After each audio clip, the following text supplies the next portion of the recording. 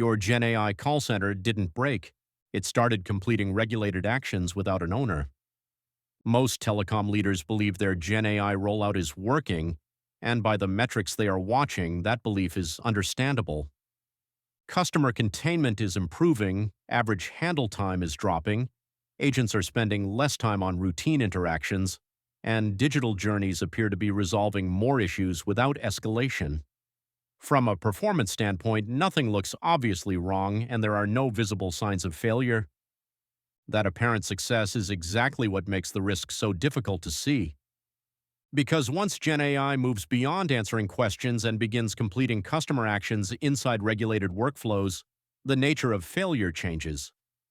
Problems do not surface as outages or errors. They surface later when someone asks a question the system was never designed to answer. Who approved this outcome, under what rules, and who owns it now? When risk actually enters the telco call center. The risk does not appear when AI is discussed in strategy decks or pilot programs. It appears after AI is deployed into production and given authority to act. Specifically, the risk is introduced when GenAI-powered agents or chatbots are allowed to execute regulated customer actions such as plan changes, service upgrades or cancellations, billing adjustments, or contract modifications. At that moment, the system stops being an assistive interface and starts functioning as an execution layer. This distinction matters more than most roadmaps acknowledge. Understanding customer intent, even perfectly, does not equate to owning the completion of a regulated action. A system can interpret a request accurately and still expose the organization if there is no deterministic mechanism enforcing how that request is carried out, which rules apply, which disclosures are required, and what proof must exist afterward. Why everything still looks fine. In the early stages, nothing appears broken. Journeys complete, customers get what they asked for, back-end systems are updated, operational metrics improve. What changes is not the outcome itself, but the structure of accountability behind it. Completion quietly becomes implicit rather than explicitly owned by a system designed for regulated execution. There is no longer a single layer that can reliably explain, after the fact, why a specific action was permitted, which policies governed it, whether mandatory disclosures were presented or whether consent was captured in a defensible way. The AI did not hallucinate, the workflow did not crash, the customer interaction resolved. And yet, responsibility fragmented across systems that were never designed to serve as a source of truth for regulated completion. This is not a GenAI capability gap. It is tempting to frame this as a limitation of today's AI models, but that diagnosis misses the point. The issue is not that GenAI lacks intelligence, it is that probabilistic systems are structurally unsuited to being the final authority on regulated outcomes. Telecommunications environments are regulated precisely because intent alone is insufficient.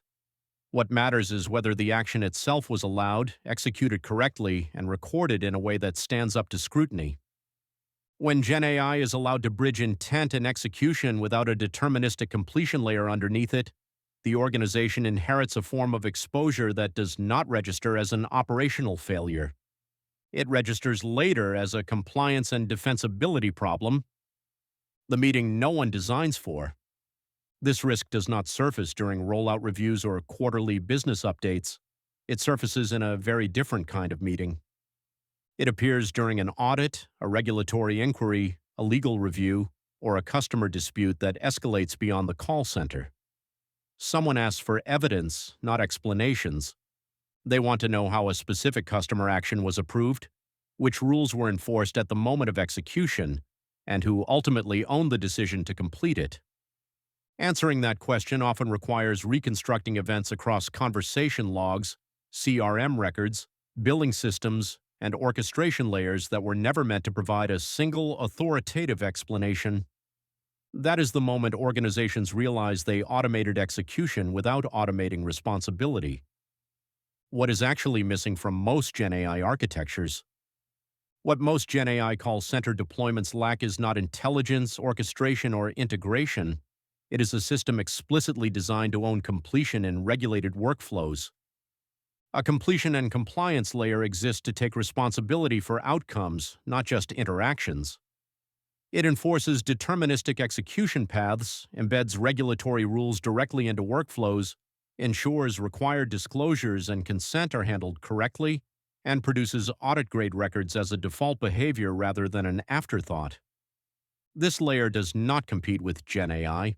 It constrains it in the way regulated systems must be constrained, so that outcomes are not only correct in the moment but defensible later. In regulated environments, that distinction is everything.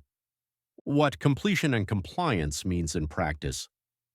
When we refer to completion and compliance in the context of GenAI-driven call centers, we are not describing intent recognition, orchestration, or conversational quality. Completion refers to the system-level responsibility for executing regulated customer actions deterministically, enforcing policy and regulatory constraints at the moment of action, and producing verifiable evidence of how and why each outcome occurred. Compliance in this context is not a checklist or a reporting exercise. It is the ability to demonstrate, after the fact and under scrutiny, that every automated customer action followed approved rules, captured required disclosures and consent, and can be traced end to end without reconstruction. This distinction is critical because regulated environments do not evaluate systems based on what they attempted to do. They evaluate them based on what they completed and what can be proven. The only question that matters once AI is live. If GenAI is already completing regulated customer actions in your call center, there is one question that cuts through all performance metrics and roadmap optimism. If you had to prove 6 months from now exactly why a regulated customer action was allowed and who owned the outcome, could you do it confidently and without reconstruction? If the answer is uncertain, then the risk is already present, not because something failed, but because something completed without an accountable system standing behind it. Why this problem does not resolve itself. AI adoption will always move faster than governance, and automation will always outpace accountability unless accountability is deliberately engineered. As GenAI expands from assistive roles into autonomous execution, plausible deniability disappears. Someone must own the outcome, and that ownership cannot reside inside a probabilistic model. This is not a future concern or a hypothetical edge case. It is a post-launch reality for any organization that has already deployed AI into regulated customer journeys. Automation is easy, defensibility is not. Every telco will automate customer interactions.